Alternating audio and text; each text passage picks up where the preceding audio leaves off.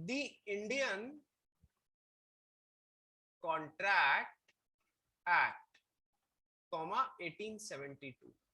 Sir ये कब बना हुआ है एक्ट? सर कॉमा के बाद में ये जो साल है, this is the year exactly in which this act came into action. जब ये बनाया गया और जब इसको इम्प्लीमेंट किया गया, ये वो वाला साल है। ठीक है सर, यानी कि ये प्री इंडिपेंडेंस एरा का एक्ट है। प्री इंडिपेंडेंस एरा का एक्ट। भाई इंडिपेंडेंस कब मिली थी हमको? 1947 में मिली थी, यानी उससे पहले अंग्रेजों का राज चल रहा था हमारे यहाँ पर। तो जब English people, Britishers, they were here, so उनके यहाँ पर भी कोई कॉन्ट्रैक्ट एक्ट चल रहा था और इंडिया में भी उनको कॉन्ट्रैक्ट एक्ट बनाना था। तो दोनों को डिफरेंशिएट करने के लिए उन्होंने क्या किया, अपने इंडिया में जो कॉन्ट्रैक्ट एक्ट बनाया ना, उसके नाम के आगे एक वर्ड इंडियन कॉन्ट्रैक्ट एक्ट डाल दिया, इसलिए ये वर्ड इंडियन कॉन्ट्रैक्ट एक्ट आ रहा है। ध्यान रखिएगा, ऐसा नहीं है कि यूनाइटेड स्टेट्स में जो एक्ट है उसका नाम हो जाएगा the United states contract act, Australia में द ऑस्ट्रेलियन कॉन्ट्रैक्ट एक्ट। ठीक है, ऐसा नहीं है। कॉन्ट्रैक्ट एक्ट जो इंडिया में, उसमें वर्ड इंडियन इसलिए आ रहा है क्योंकि ब्रिटिशर्स ने अपने यहाँ पर जो कॉन्ट्रैक्ट एक्ट चलाया था और इंडिया में जो चला रहे थे, उसमें डिफरेंस कैसे करें, तो इसके आगे वर्ड इंडियन कॉन्ट्रैक्ट एक्ट लगा दिया। देखो इसी तरीके से आप देखो, इंडियन पार्टनरशिप एक्ट कब बना हुआ है सर? इंडिपेंडेंस से पहले बना हुआ है। ठीक है, जो इंडिपेंडेंस के बाद में देख लो आप, उसमें कहीं भी वर्ड जानबूझ के इंडियन काम लेने की जरूरत ही नहीं पड़ी। अच्छा, ये जो एक और एक्ट है sale of goods act 1930, sir ये भी तो इंडिपेंडेंस से पहले बना हुआ है, लेकिन इसमें तो वर्ड इंडियन आ ही नहीं रहा है। Sir and ma'ams, for your kind information, here also the word was there Indian sale of goods act, जिसे कि 1960 में हटा दिया गया है। यहाँ से अमेंडमेंट किया इस एक्ट में, इस लॉ में चेंजेस किए गए और हटा दिया गया 1960 में। बाकियों में नहीं हटाया सर, क्योंकि हमारे यहाँ सरकारी काम आज दिन तक सारा आधा अधूरा ही चलता है, किसी में कर देते हैं, किसी में नहीं करते हैं। ठीक है, तो एक से हटा दिया, दो से हटाना रह गया। चलिए सर, तो ये तीन एक्ट्स जो 1, 2 एंड 3 है, ये प्री इंडिपेंडेंस एरा के बने हुए पढ़ने हैं अपने को, और इनमें चेंजेस बहुत ही कम होते हैं। जबकि the limited liability partnership act और जो कंपनीज एक्ट है, ये तो अभी बहुत रीसेंट वाले एक्ट है, 10-10 साल भी मुश्किल से 10-12 साल हुए हैं दोनों को बने हुए। ठीक है, तो इनमें इन दोनों में चेंजेस सबसे ज्यादा आते हैं।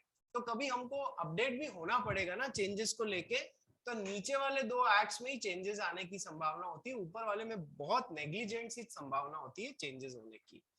ठीक है, so we have to be vigilant regarding these two acts. इनमें कोई अमेंडमेंट हमारे एग्जाम के लिए आए हैं कि नहीं, हमें वो देखना है, देखना रहता है। ठीक है sir, Deshna yes. Are you able to, समझ में आ रहा है ना बेटा? हाँ। ठीक है, कोई प्रॉब्लम हो आप बता दीजिएगा। बहाने में दो दो फोन से ज्वाइन मत कर रहे। ठीक है, चलिए जी शुरू करते हैं। तो इंडियन कॉन्ट्रैक्ट एक्ट की शुरुआत करते हैं अब अपन।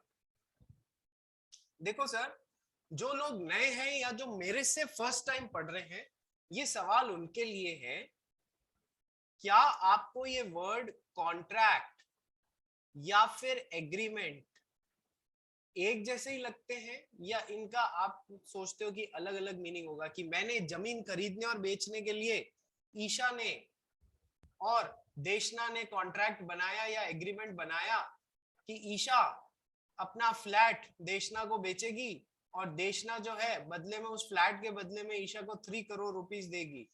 तो ये ईशा और देशना के बीच में एक तरीके का एग्रीमेंट है, या ईशा और देशना के बीच में एक तरीके का कॉन्ट्रैक्ट है। कभी सुना है ना टर्म्स आप लोगों ने? सभी लोगों ने जो नए हैं उन्होंने सुना है ना टर्म कॉन्ट्रैक्ट और एग्रीमेंट? सुने या नहीं सुने बताइए, सबने सुन रखा है? Have you all heard of it? At least कभी ना कभी उसका मेरा कॉन्ट्रैक्ट हुआ है, उसका मेरा फ्लैट खरीदने के लिए एग्रीमेंट हुआ है। अपन सब ने सुन रखा होगा यार, डेफिनेटली कभी ना कभी सुन रखा होगा। तो अब मेरा क्वेश्चन ये है, आप लोग को क्या सोचते हो, क्या ये दोनों वर्ड्स एक जैसे हैं? क्या कॉन्ट्रैक्ट और एग्रीमेंट वर्ड्स को मैं सिनोनिमसली काम ले सकता हूं? एक दूसरे के सिनोनिम्स है क्या? सिनोनिमसली काम ले सकता हूं क्या मैं? कितने लोग बोलते हैं कि सर आप इन दोनों को सिनोनिमसली काम ले सकते हो, दोनों एक ही हैं? जो लोग ये बात सोचते हैं वो हाथ खड़े करें, जो लोग इस बात से ताल्लुक रखते हैं या जो मानते हैं कि हाँ सर कॉन्ट्रैक्ट और एग्रीमेंट तो एक जैसे ही लगता है, वो प्लीज रेज योर हैंड्स। अच्छा, Isha, yes sir. Do you think the words agreement and contracts का मतलब एक ही होना चाहिए या अलग अलग लगता है? कभी सोचा है इस बारे में? कुछ दिमाग में आता है एग्रीमेंट और कॉन्ट्रैक्ट के बारे में? Isha, you are not audible. Almost meaning same ही है। इनका मीनिंग सेम ही लगता है। ओके, देशना तेरे को क्या लगता है? सर मुझे अलग लगता है। आप कॉन्ट्रैक्ट तब होता है जब वो पेपर पे लॉ के हिसाब से आप बनाते हो, और अग्रीमेंट आप वर्बली भी कर सकते एग्रीमेंट आप वर्बली भी कर सकते हैं, यानी कि कॉन्ट्रैक्ट तब होता है सर जब बाकायदा पापा घर पे एक स्टैम्प पेपर पे एक एग्रीमेंट लेके आते हैं। देशना यही बोलना चाह रही है? हैं सर सब। ठीक है। अच्छा आयुषी कानोडिया, तू क्या सोचती है? बता, जल्दी बता। सर से that agreement is done verbally and contract means a written document. देशना कह रही है कि सर एग्रीमेंट वर्बली होता है, जबकि कॉन्ट्रैक्ट जो होता है वो सर रिटन में हो तो ही, मतलब प्रॉपर एकदम फॉर्मल तरीके से बनाया गया हो, तभी रिटन तरीके से, तो ही हम उसको कॉन्ट्रैक्ट बोलेंगे। यानी कहीं ना कहीं आप लोग कॉन्ट्रैक्ट को एक लेवल अप मान रहे हैं एग्रीमेंट से। देखो, ये जरूरी नहीं है कि आपने जो बातें बोली है वो सही हो, मैं अभी पूरा समझाऊंगा आपको, लेकिन कहीं ना कहीं आपको लगता है sir contract is a more formal term, या तो वो रिटन में होगा तब हम उसको कॉन्ट्रैक्ट बोलेंगे, एग्रीमेंट तो वर्बल भी हो सकता है। ठीक है, मैं आपको समझाता हूं, एक्चुअल में दोनों टर्म्स सिनोनिमम नहीं है, फर्क है दोनों टर्म्स में। क्या फर्क है?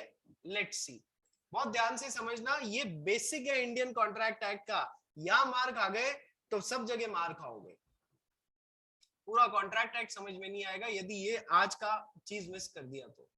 देखो, दो एग्जांपल से समझाता हूं आपको। एक तो है ईशा और देशना के बीच में एक एग्रीमेंट जो मैंने पहले बताया था कि ईशा अपना फ्लैट देगी देशना को और देशना बदले में 3 करोड़ रुपया देगी। ये तो हो गया पहला एग्जाम्पल। ठीक है, अभी अभी है ना इन लोग का रिजल्ट आया है, ईशा का और देशना का। ठीक है, देशना के तो बहुत अच्छे नंबर आ गए और ईशा के मान लो उतने अच्छे नंबर नहीं आए। तो ईशा और देशना आपस में बात कर रहे थे, ईशा को बहुत ज्यादा गुस्सा आया। ईशा ने देशना को बोला, देशना मैं तुझे एक ऑफर देती हूँ, तू एक काम कर, जिसने मेरी कॉपी चेक की है ना उसका नाम ये है mister X. Mister X was the examiner, he check my copies, उसने जानबूझ के मेरे को कम नंबर दिए, तू जाके उसका मर्डर करके आ जा और मैं तुझे बदले में 5 लाख रुपए दूंगी। और देशना ने भी कहा ठीक है, 5 लाख रुपए कमाने की बहुत सुपर्ब अपॉर्चुनिटी है, okay I accept your offer. Sir ये एग्जाम्पल नंबर 2। सर यहां पर भी दोनों के बीच में एक एग्रीमेंट हो रहा है, यहां पर भी दोनों के बीच में एक एग्रीमेंट हो रहा है, यस सर, लेकिन सर किसी का मर्डर करना लॉ में अलाउड है क्या? मुझे बताइए, क्या किसी का मर्डर करना हमारा कानून अलाउ करता है? यस और नो? जीत पटेल यस बोल रहा है, सर नो बोला। नो बोला? ठीक है, नहीं तो मैं आगे तेरा मर्डर कर देता अभी। तो जीत पटेल बोल रहा है सर किसी का मर्डर करना लॉ में अलाउड नहीं है। तो सर आपने जो सेकंड एग्रीमेंट बनाया है ना, ये गलत है लॉ के हिसाब से, जबकि फर्स्ट एग्रीमेंट लॉ के हिसाब से बिल्कुल सही है, क्योंकि घर बेचने और खरीदने में कोई प्रॉब्लम नहीं है, लॉ कभी भी मना नहीं करता है आपको अपना घर बेचने से। तो फर्स्ट सेट ऑफ एग्जाम्पल बिल्कुल सही एग्रीमेंट है और सेकंड सेट ऑफ एग्जाम्पल बिल्कुल गलत एग्रीमेंट है। जो बिल्कुल सही एग्रीमेंट होते हैं लॉ के हिसाब से, जो बिल्कुल सही एग्रीमेंट होते हैं लॉ के हिसाब से, हम उनको क्या बोलते हैं कि सर ये कॉन्ट्रैक्ट है। और जो एग्रीमेंट लॉ के हिसाब से गलत होते हैं वो कभी भी कॉन्ट्रैक्ट नहीं बन सकते, वो कभी भी कॉन्ट्रैक्ट नहीं बन सकते। तो कहने का मतलब ये है, ऐसे एग्रीमेंट जो लॉ के हिसाब से बिल्कुल सही है उन्हें हम कहेंगे कॉन्ट्रैक्ट, और ऐसे एग्रीमेंट जो लॉ के हिसाब से गलत है, जिन्हें लॉ में कोर्ट में जाके एनफोर्स नहीं कराया जा सकता, अभी बताऊंगा इसका मतलब भी, उनको कभी भी कॉन्ट्रैक्ट नहीं बोल सकते, वो बस एग्रीमेंट ही बन के रह जाते हैं। क्या आप लोगों को, सभी लोगों को, नए हो चाहे पुराने हो, डिफरेंस समझ में आया एग्रीमेंट और कॉन्ट्रैक्ट के बीच में? हर एग्रीमेंट कॉन्ट्रैक्ट नहीं होता है, केवल ऐसे एग्रीमेंट जो लॉ के हिसाब से बिल्कुल सही है वो ही कॉन्ट्रैक्ट कहलाते हैं। देशना, आयुषी, समझ में आया? Yes, sir. ठीक है, देशना कहाँ चली गई? Yes sir. समझ आया तेरे को? सर वो मैं खा रही हूँ ना इसलिए मैं बोल नहीं पा रही, सॉरी। माय गॉड, खाना खाना वर्जित है क्लास देखते हुए, ठीक है? सर मैं 9 बजे लाइक मैं घर पहुंची और आपकी क्लास में ज्वाइन हो गई सर, इतना तो एक्सक्यूज अलाउ करो। मंडे का क्लास इसीलिए 9:15 रखा गया है ताकि आप जो पारुल मिस की क्लास है उससे जब तक घर पहुंचे आपको इनफ टाइम मिले। 15 मिनट खाना खाओ, 9:15 अपन चालू करेंगे। शिवम जैन, तेरे को समझ में आया एग्रीमेंट? सारे एग्रीमेंट 9:10 को घर पहुंची। ओ माय गॉड, चलो कोई नहीं, मेरी सांत्वना है आप लोगों के साथ में है। Shivam Jain, yes sir. समझ में आया? हर एग्रीमेंट कॉन्ट्रैक्ट नहीं होता है। Yes sir. ठीक है, चलिए थोड़ा सा और देखते हैं। ये जो अभी आप बोलो ना सर रिटन वाला तो कॉन्ट्रैक्ट होता है और ओरल वाला एग्रीमेंट होता है, ऐसा नहीं है, आपको मैंने फर्क समझाया। सर एग्रीमेंट जो लॉ के हिसाब से बिल्कुल सही है उसे हम कॉन्ट्रैक्ट बोलते हैं, और कई एग्रीमेंट्स ऐसे भी होते हैं जो लॉ के हिसाब से सही नहीं है, उनको हम कॉन्ट्रैक्ट बोल ही नहीं सकते क्योंकि वो लॉ के हिसाब से सही नहीं है। तो ये समझने वाली बात। अब देखो प्रोसेस जो है एग्रीमेंट, ठीक है, कॉन्ट्रैक्ट का फॉर्मूला बताता हूं आपको। Contract is an agreement which is enforceable by law. Contract is an agreement which is enforceable by law. ये कॉन्ट्रैक्ट का फॉर्मूला है, अभी आप बस दिमाग समझने में लगाना, ठीक है? अपने आप आता जाएगा, आपको कोई टेंशन लेने की एक पैसे की भी जरूरत नहीं है, मैं बैठा हूं ना। Contract is an agreement which is legally enforceable या agreement which is enforceable by law. घर बेचने और खरीदने का जो एग्रीमेंट था वो लॉ के हिसाब से बिल्कुल सही था। मान लो ईशा और देशना का ये जो एग्रीमेंट था फ्लैट देना और 3 करोड़ रुपए लेने का, ठीक है, इसमें देशना ने ईशा को 3 करोड़ रुपए पूरे के पूरे एडवांस में दे दिए, और अब ईशा की नीयत में आ गई खोट। ईशा ने कहा कि सर देशना ने तो 3 करोड़ रुपए दे दिया, फ्लैट देने की क्या जरूरत है, फ्लैट भी अपना, पैसे भी अपने, जाने दो देशना को भाड़ में, ठीक है। अब सर देशना को आया गुस्सा, देशना ने कहा कि ठीक है या तो फ्लैट मेरे नाम कर या फिर मैं तेरे ऊपर केस ठोकती हूँ। तो ईशा ने कहा जा केस ठोक दे, मेरे को कोई प्रॉब्लम नहीं। देशना ने ईशा पे केस ठोक दिया। देखो जज साहब, हमारे बीच में, ईशा और देशना के बीच में एक एग्रीमेंट था जहां पर उसने मुझे फ्लैट देने का वादा किया था और मैंने 3 करोड़ रुपए देने का बात की थी। मैंने मेरे 3 करोड़ रुपए दे दिए लेकिन उसने मेरे को फ्लैट वापस नहीं दिया, उसने मेरे को फ्लैट नहीं दिया। तो काइंडली हमारे बीच में जो एग्रीमेंट है आप इसे एनफोर्स कराएं, या तो मुझे फ्लैट दिलाएं या फिर मेरा 3 करोड़ रुपया मुझे वापस दिलाएं। कोर्ट में ऐसे एग्रीमेंट्स जिन्हें एनफोर्स किया जा सकता है वो ही कॉन्ट्रैक्ट होते हैं। द एग्रीमेंट्स जो हर तरीके से सही होंगे तभी तो उन्हें कोर्ट में एनफोर्स किया जा सकता है। ऐसे एग्रीमेंट्स जो हर तरीके से सही होते हैं उन्हीं को तो अपन कोर्ट में जाकर और एनफोर्स करा सकते हैं. सो ऐसे agreements which are enforceable by law are contract. तो कॉन्ट्रैक्ट की डेफिनेशन क्या हुई sir? Contract is an agreement which is enforceable by law. सबको याद हो गई या नहीं हो गई बताओ? देशना जाके और कोर्ट में इस एग्रीमेंट को एनफोर्स करा सकती है या नहीं करा सकती है? सबको डेफिनेशन कॉन्ट्रैक्ट की समझ में आ गई? जिस जिसको आ गई वो अपने हाथ खड़े करे. Raise your hands, please raise your hands.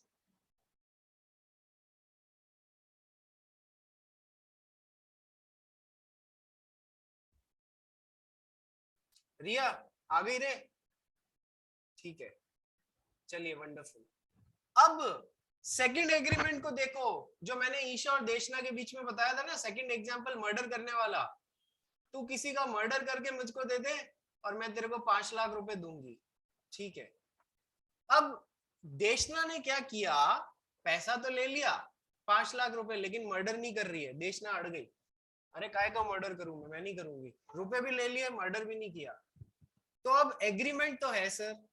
Isha ने कहा हमारे बीच में एग्रीमेंट है, मैं इसे जाके कोर्ट में एनफोर्स कराती हूँ. देखो जज साहब, देशना ने मेरे से 5 लाख रुपए ले लिए और जाके उसका मर्डर नहीं कर रही है.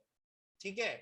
कोर्ट कहेगा बेटा तू साइड में पहले आ जा, है ना. किसी का मर्डर करने का एग्रीमेंट एनफोर्स कराने के लिए आ रही है, तू किसी का मर्डर करवाना चाह रही है, पहले तू जेल में जा.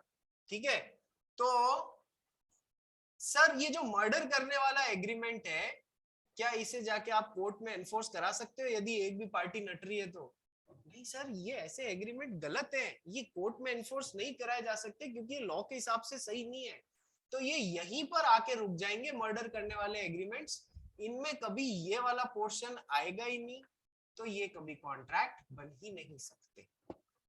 ठीक है. तो अपन ये बोल सकते हैं सर हर एग्रीमेंट कॉन्ट्रैक्ट नहीं होता है, जबकि हर कॉन्ट्रैक्ट तो एग्रीमेंट होता ही होता है. ध्यान से सुनना, every contract is an agreement. क्योंकि कॉन्ट्रैक्ट का फॉर्मूला क्या है? कॉन्ट्रैक्ट का फॉर्मूला है contract is an agreement which is enforceable bye law. तो सर कॉन्ट्रैक्ट तो एग्रीमेंट होता ही होता है. ऐसा एग्रीमेंट होता है जो एनफोर्सिबल बाय लॉ होता है, जिसे लॉ में जाके अपन यदि सामने वाली पार्टी मान नहीं रही है जो उसने वादा किया है, तो हम कोर्ट में जाके उसको एनफोर्स करा सकते हैं. So contract is an agreement which is enforceable by law. तो हर कॉन्ट्रैक्ट तो एग्रीमेंट होता ही होता है, क्योंकि ये दोनों चीजें होती हैं, दोनों कंपोनेंट्स होते हैं, तब जाके वो कॉन्ट्रैक्ट बनेगा. लेकिन हर एग्रीमेंट कॉन्ट्रैक्ट नहीं होता है, क्योंकि कुछ एग्रीमेंट्स लॉ के हिसाब से सही नहीं होते हैं. So every contract is an agreement, but every agreement is not a contract. Vice versa जरूरी नहीं है सही हो. इस पे और डिस्कशन होगा. ये बस अभी आपको एक बता रहा हूं कि ऐसे क्वेश्चन कई बार एग्जाम में आ जाता है. हर कॉन्ट्रैक्ट एग्रीमेंट है, लेकिन हर एग्रीमेंट कॉन्ट्रैक्ट नहीं होता है. आपको बोलना है हाँ सर हर एग्रीमेंट कॉन्ट्रैक्ट नहीं होता है, कि कुछ एग्रीमेंट्स शुरुआत से गलत एग्रीमेंट्स होते हैं, हम लॉ में उन्हें एनफोर्स नहीं करा सकते हैं. क्या ये एक सेकंड एक बेसिक सी जो बात बताई, every contract is an agreement but every agreement is not a contract, मेरे ख्याल से ये सबको समझ में आ गया होगा. देशना कोई प्रॉब्लम है? देशना हाथ खड़ा किया है, कोई प्रॉब्लम है तेरे को? नहीं सर, वो पहले से चल रहा है. तो ये बात सबको समझ में आ गई ना? Every contract is an agreement but every agreement is not a contract. इस पे पूरा डिस्कशन बाकी है अभी, लेकिन पता तो पड़ गया ना. हर कॉन्ट्रैक्ट एग्रीमेंट होता है पर हर एग्रीमेंट कॉन्ट्रैक्ट नहीं होता है. पता तो पड़ गया, समझ में आ गया तो हाथ खड़े कर दो. हाँ सर समझ में आ गया, समझ में आ गया सर. जिस जिसको समझ आ गया एक बार अपने हैंड रेस कर दे, मैं मान लूंगा समझ में आ जाएगा. बानेमी जैन, देवांश सोमैया, निकुंज मेहता, आज निनाद हाँ सर आ गया. निकुंज समझ नहीं आया क्या बेटा? आ गया. हाँ सर. चलिए जी, वंडरफुल. तो अभी तक हमने दो चीजें देखी. एक तो टर्म होती है एग्रीमेंट, दूसरा टर्म होता है कॉन्ट्रैक्ट। सर दोनों अलग अलग चीजें हैं, ठीक है। हर एग्रीमेंट, एक एग्रीमेंट कॉन्ट्रैक्ट तब बनता है जब वो एनफोर्सिएबल बाय लॉ हो। यानी कि सेकंड चीज हमने क्या देखी, कॉन्ट्रैक्ट का फॉर्मूला देख लिया। कॉन्ट्रैक्ट इज एन एग्रीमेंट जो लॉ के हिसाब से बिल्कुल सही है और जिसे लॉ में एनफोर्स कराया जा सकता है, ठीक है। फिर हमने तीसरी चीज देखी कि सर एक एग्रीमेंट, हर कॉन्ट्रैक्ट एग्रीमेंट तो होता है, every contract is an agreement, but every agreement is not a contract, क्योंकि उसमें जरूरी नहीं है ये वाला कंपोनेंट भी हो ही हो। जब ये होगा तभी वो एग्रीमेंट कॉन्ट्रैक्ट बनेगा। So every contract is an agreement, but every agreement is not necessarily a contract. तीन चीजें देखी अपन ने, ठीक है सर। आगे बढ़ते हैं, ठीक है, आइए आगे बढ़ते हैं। सर प्रोसेस स्टार्ट कहां से होता है? अच्छा उससे पहले एक बात जो कई लोगों के मन में था ना कि सर एग्रीमेंट तो होता है जो ओरल फॉर्म में होता है, और कॉन्ट्रैक्ट जो होता है वो घर में पापा जो स्टैम्प पेपर पे या लिखित में लेके आते हैं, राइटिंग में लेके आते हैं, वो रिटन फॉर्मेट में होता है। ऐसा कुछ भी नहीं है, दिमाग से निकाल देना इस बात को कि ऐसा कुछ होता है। मैं आपको बताऊं, हमारा इंडियन कॉन्ट्रैक्ट एक्ट और हमारे जो उसमें डिसाइडेड केस लॉज है ना, वो क्या बोलते हैं, वो बोलते हैं कि सर कॉन्ट्रैक्ट और एग्रीमेंट दोनों ही, कुछ भी पकड़ लो आप, तो सर ओरल में भी हो सकते हैं और राइटिंग में भी हो सकते हैं, कोई फर्क नहीं पड़ता। कॉन्ट्रैक्ट ओरल में भी बनाए जा सकते हैं, कॉन्ट्रैक्ट राइटिंग में भी बनाए जा सकते हैं। दिमाग में ये कभी भी मत लेके आना कि जो ओरल में है वो कॉन्ट्रैक्ट नहीं है, जो राइटिंग में है वो कॉन्ट्रैक्ट है, ऐसा कभी भी नहीं होता है। It's a wrong understanding, it's a wrong understanding, ठीक है। तो सर जो राइटिंग में है चाहे ओरल में है, दोनों को कॉन्ट्रैक्ट बोलेंगे। बिजनेस वर्ल्ड में देखो, देवांश सोमैया नाम का एक लड़का है अपने बैच में, वो क्या है, शू डीलर है, उसका बहुत बड़ा जूतों का शोरूम है। इसने क्या किया, देवांश ने एक दिन एक शू मैन्युफैक्चरर को फोन किया, सर मैं आपका कैटलॉग लेके बैठा हूं, मुझे ये वाला मॉडल 10 पीस चाहिए, ये वाला मॉडल 50 पीस चाहिए, ये वाला मॉडल 20 पीस चाहिए, इस तरीके से। शू मैन्युफैक्चरर ने कहा ओके डन, इसकी रेट ये है। दोनों ने नक्की किया कि कम से कम 100 जोड़ी जूते देवांश ने शू मैन्युफैक्चरर से ऑर्डर किए, पैसा डिसाइड हो गया। फोन पे चल रहा है सब, ओरली ओरली इन लोग के बीच में कॉन्ट्रैक्ट बन गया। बिजनेस वर्ल्ड में आधे से ज्यादा कॉन्ट्रैक्ट तो ओरल में ही बन जाते हैं, फोन पे विश्वास वाला काम होता है इसलिए। तो ओरली भी कॉन्ट्रैक्ट्स बनते हैं बेटा, ध्यान रखना, उनको भी कॉन्ट्रैक्ट बोलेंगे। यदि वो एग्रीमेंट लॉ के हिसाब से बिल्कुल सही है तो हम उन्हें कॉन्ट्रैक्ट बोलेंगे। फोन पे मर्डर करने का एग्रीमेंट बना रहे हो तो वो तो यहीं पर रुक जाएगा, ये कभी होगा नहीं, तो वो कभी कॉन्ट्रैक्ट नहीं बन पाएगा। रूल सेम लगते हैं, ध्यान रखना। दिमाग से बात निकाल देना कि सर एग्रीमेंट ओरल में और कॉन्ट्रैक्ट राइटिंग में होता है ना, कॉन्ट्रैक्ट ओरल में भी हो सकता है, कॉन्ट्रैक्ट राइटिंग में भी हो सकता है। निनाद कदम बोल। सर अगर ओरल में होगा और कुछ फ्रॉड हुआ उसके बाद, तो अगर केस करना होगा तो उसके लिए प्रूफ कैसे रहेगा? मैं बताता हूँ, रुक जा। तुम क्या कौन से कोर्स में एडमिशन लिया है तुमने Ninad? CA foundation. CA foundation में। निनाद सीए फाउंडेशन में पढ़ रहा है। निनाद तू एलएलबी कर रहा है क्या?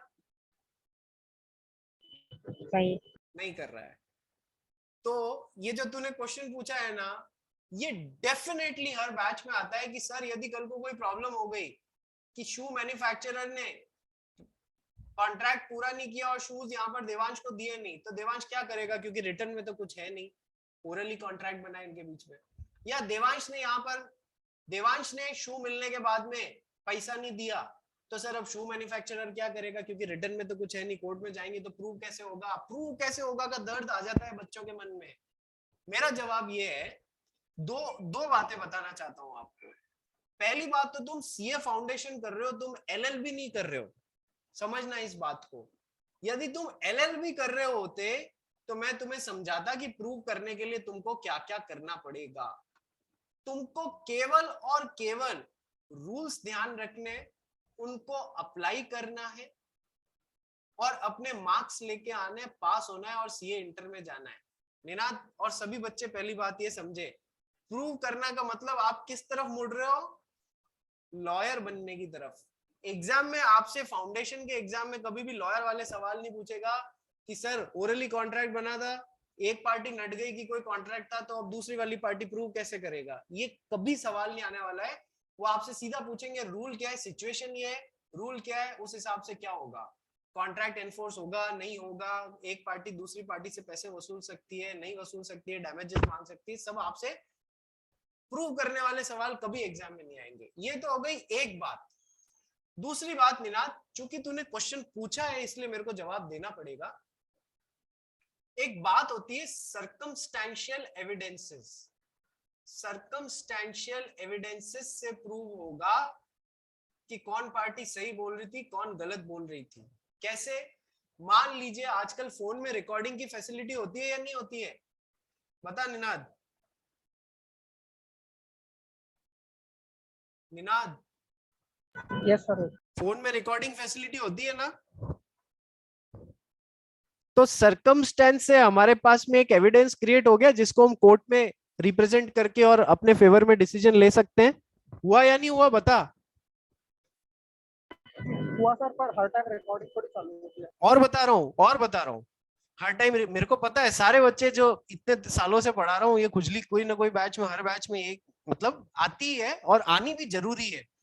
सेकंड, मान लो देवांश ने यहाँ पर पैसा ट्रांसफर कर दिया, क्या ये सेकंड सर्कमस्टेंशियल एविडेंस क्रिएट नहीं हुआ कि कुछ तो इन दोनों के बीच में हुआ था तभी तो ये पैसा ट्रांसफर हुआ है, बदले में कुछ नहीं आया है? बोलो, सेकंड सर्कमस्टेंशियल एविडेंस क्रिएट हुआ या नहीं हुआ? सर्कमस्टेंसेस से एविडेंस क्रिएट हो गया ना कि हाँ इन दोनों में कुछ ना कुछ तो हुआ था। बोलो सर, हो सकता है कैश दिया होगा। अरे हाँ, सब ध्यान है। तीसरा सर्कमस्टेंशियल एविडेंस, इसने यहां से यहाँ शूज भेजे तो कुछ ट्रांसपोर्टेशन की रिसिप्ट्स क्रिएट होती है या नहीं होती है?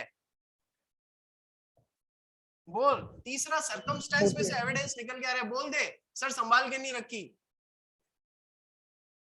चौथा बताऊं सर्कमस्टेंशियल एविडेंस संभाल के नहीं रखी क्या? हाँ सर। चौथा सर्कमस्टेंशियल एविडेंस, आजकल दुकानों में सीसीटीवी लगे हुए होते हैं या नहीं होते हैं? पांचवा सर्कमस्टेंशियल एविडेंस, दो जने आपस में ओरली बात कर रहे हैं, देवांश यहाँ खड़ा हुआ, ये तेरे पीछे हॉर्न क्यों बज रहे हैं रे? देवांश यहाँ खड़ा हुआ और ये शू मैन्युफैक्चरर देवांश की शॉप पे आया हुआ, ओरली डिसाइड हुआ कि सर ये मॉडल भेज दो, ये मॉडल भेज दो। पास में एक जना जो दोनों की बातें सुन रहा था वो विटनेस जैसे क्रिएट होगा या नहीं होगा? बता देवांश, देवांश क्या निनाद बता। हुआ सर। ठीक है, हुआ सर। तो अब इतनी सारी बातों में से कैसे उठा के प्रूव करना है, ये लॉयर का काम है, ये चार्टर्ड अकाउंटेंट का काम नहीं है। हमारे को केवल रूल समझने, अप्लाई करने, नंबर लाने और निकल जाना है सीए इंटर के लिए। समझ गया? Yes sir. ठीक है। अब एक और बात सर, डेफिनेटली ओरल एग्रीमेंट्स को, ओरल कॉन्ट्रैक्ट्स को प्रूव करना डिफिकल्ट होता है, तभी तो बोलते हैं भैया 100 बोली हुई और 1 लिखी हुई अपने कॉन्ट्रैक्ट्स को राइटिंग में लेके आइए, वो आपको कहीं ना कहीं फ्यूचर में हेल्प करते हैं। इसीलिए तो लोग राइटिंग पे, साइन पे ज्यादा प्रेशराइज करते हैं। लेकिन इसका मतलब ये नहीं है कि oral contracts, oral agreements contracts नहीं होते, ऐसा नहीं है। इसका मतलब ये है ओरल भी कॉन्ट्रैक्ट्स होते हैं, हाँ डेफिनेटली उनको एनफोर्स कराना थोड़ा सा डिफिकल्ट होता है, बट उसका ये मतलब नहीं है कि वो कॉन्ट्रैक्ट नहीं है, वो भी कॉन्ट्रैक्ट है। बोलो रे, सबको समझ में आया? दिमाग की खिड़कियां खुली आज या नहीं खुली? बताओ। Yes sir. Yes sir. सभी जनों से हाँ चाहिए, हाथ खड़े करो। यस सर, समझ आ गया? Yes sir. एक्टिव पार्टिसिपेशन रखना, एक्टिव पार्टिसिपेशन रखना सभी जने, तब तो बहुत कुछ सीख के निकलोगे, ना केवल इस लॉ के पेपर के लिए बल्कि जिंदगी के लिए भी, क्योंकि लॉ तुम्हारा जीवन भर पीछा नहीं छोड़ने वाला है। ध्यान रखना, तुम लोग बड़े होगे, सपोज करो तुम लोग चार्टर्ड अकाउंटेंट बन गए, सपोज नहीं बनना है अपने को, ठीक है, मान लो तुम लोग चार्टर्ड अकाउंटेंट बन गए, फिर किसी बिग 4 फर्म में जॉब के लिए तुमने अप्लाई किया। बिग 4 सुना है ना आप लोगों ने, सब बंबई के वासी हो गई, बिग फोर सुना है ना, अर्नस्ट एंड यंग और ये सब जो बड़ी बड़ी चार्टर्ड अकाउंटेंसी फर्म्स है, वहां से एक डेलॉइट, मान लो डेलॉइट है, उसने आपको जॉब ऑफर किया, तो सर आप उसके साथ में कॉन्ट्रैक्ट बनाओगे ना, वो आपको जॉब लेटर ऑफर लेटर दे रही है, आपका उसके साथ में कॉन्ट्रैक्ट बनेगा ना at the end of the day कि भाई तुम हमारे यहाँ काम करोगे, हम तुमको इतनी सैलरी देंगे, दूसरी टर्म्स एंड कंडीशंस ये है, तो कॉन्ट्रैक्ट बनाओगे, नंबर 1।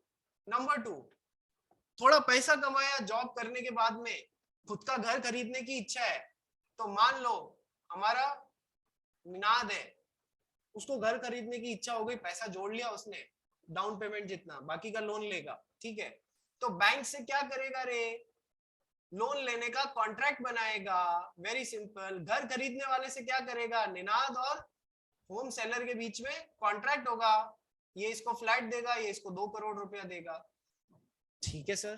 गाड़ी खरीदोगे, गाड़ी खरीदने वाले से, बेचने वाले से कॉन्ट्रैक्ट बनाओगे, तुम दुनिया में हाथ भी हिलाओगे ना तो भी कॉन्ट्रैक्ट आ जाएगा, ठीक है। इतना ज्यादा ये तुम्हारी जिंदगी में घुसा हुआ है, लॉ तो घुसावा ही घुसावा है।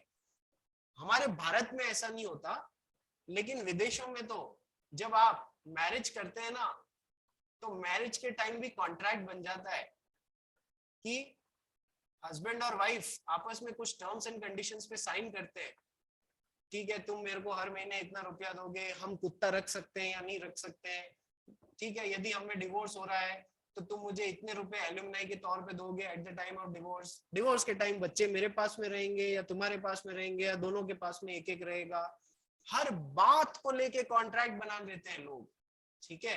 तो कॉन्ट्रैक्ट तुम्हारे जीवन में, चाहे तुम जॉब करोगे, चाहे तुम घर खरीदोगे, चाहे तुम गाड़ी खरीदोगे, चाहे तुम कुछ भी करोगे, हर जगह कॉन्ट्रैक्ट घुसावा मिलेगा तुमको। बात समझ में आई? बोलो यस और नो। Yes sir. हाँ अमीश नायर बोल, क्या तकलीफ हुई? नहीं सर, वो हाथ रेज है। हाथ रेज ही रह गया था सर, ठीक है जी। तो अब मुझे एक बात बताओ, जो नए बच्चे हैं और जो नवंबर वाले बच्चे हैं, क्या उनको समझ में आया? समझ में तो सबको ही आया होगा। आज जो पढ़ाया वो समझ में आया क्या? जो नवंबर अटेम्प्ट वाले हैं और जो नए आज से ज्वाइन हुए हैं, कनिका, देशना, ईशा, ठीक है, जो मैंने पढ़ाया ना उसको थोड़ा ध्यान से वापस मन ही मन रिवाइज करने की कोशिश करना कि मैंने आज क्या क्या पढ़ाया आपको, और एक छोटा सा कहीं पर डायरी में नोट करके अपना एक कॉपी डाल लेना, उसमें अलग से नोट करके रखना, ठीक है जी। तो अब मुझे एक बात बताओ, should I continue for 15 more minutes और is it enough for today?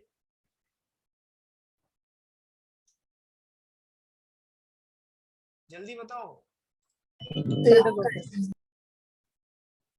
अरे टाइम कम है, जल्दी बताओ, कंटिन्यू करूं और 15 मिनट? नहीं सर। हिमांशी नहीं करूं?